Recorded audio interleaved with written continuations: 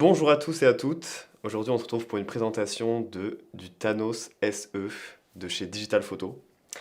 Donc, qu'est-ce que c'est? C'est une veste de soutien pour, par exemple, des stabilisateurs ou des steadicams en vidéo. Donc voilà, on peut s'en servir de différentes manières et ça peut vraiment permettre de s'économiser au travail. Mais avant toute chose, je vais un peu vous présenter ce qu'il y a du coup dans la boîte, ce qu'on a reçu.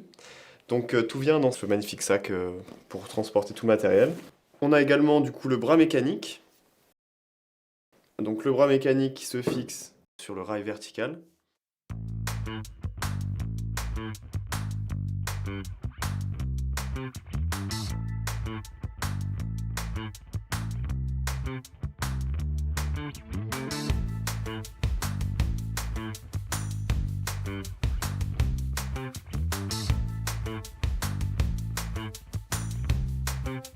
Le Thanos SE s'installe comme ceci.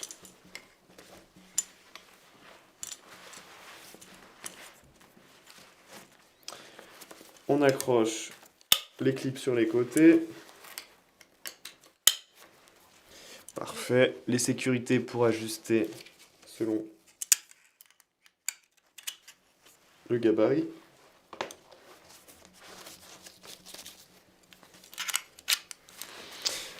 Le bras. On met la sécurité avec le petit loquet. Donc je prends ma gimbal. Je la fais passer et je la tourne afin de la voir face à moi et dans la continuité du bras mécanique. Voilà, je serre. On va essayer de le mettre pas trop haut sur la moitié supérieure du manche de la gimbal. On ajuste la résistance du bras mécanique au niveau des petites vis, ce qui va permettre de créer des mouvements plus ou moins rigides.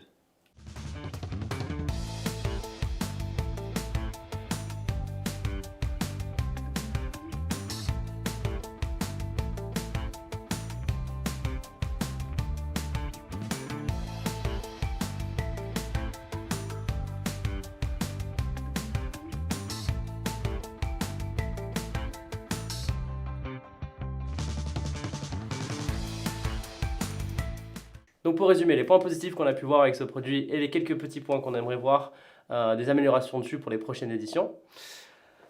Moi personnellement je trouve que ça marche très bien pour libérer le poids sur le corps, ça c'est quand même un avantage énorme.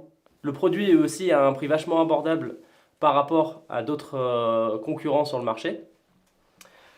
La qualité de construction est très très bonne aussi, le métal est solide.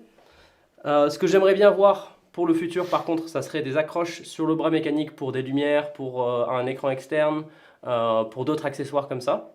Parce que pour l'instant, sur le bras, il est lisse, solide, mais il manque de pas de vis quand même pour accrocher certaines choses en plus. Au niveau de l'accroche pour la gimbal lui-même, on voit que ça a été plutôt calculé pour certains types de gimbal. On a un axe qui peut descendre, mais qui est denté. C'est-à-dire qu'on peut le mettre que dans une certaine position et après le remettre.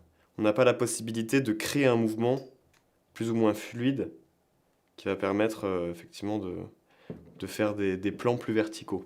Petit détail à prendre en compte, chose que moi j'avais pas forcément réalisé quand j'ai commencé à essayer ce produit, c'est que c'est pas quelque chose qui permet de faire des plans plus originaux que ce que vous pouvez faire à la main. Vous aurez quand même plus de liberté de mouvement si vous utilisez la gimbal à la main. L'utilité de ce produit, c'est vraiment de réduire la fatigue pour quelqu'un qui fait des longs tournages. Ce qui est très réussi, mais prenez toujours en compte le fait que si vous voulez faire des plans extrêmement créatifs avec beaucoup de mouvements, vous serez toujours plus apte à faire ça avec la gimbal directement dans votre main. Sachant voilà, que du coup c'est vraiment pour ça, c'est vraiment pour vous reposer, c'est vraiment pour faire des plans lents, mais pour des plans en mouvement sur place ou des petits plans en mouvement en marchant, ça marche très bien.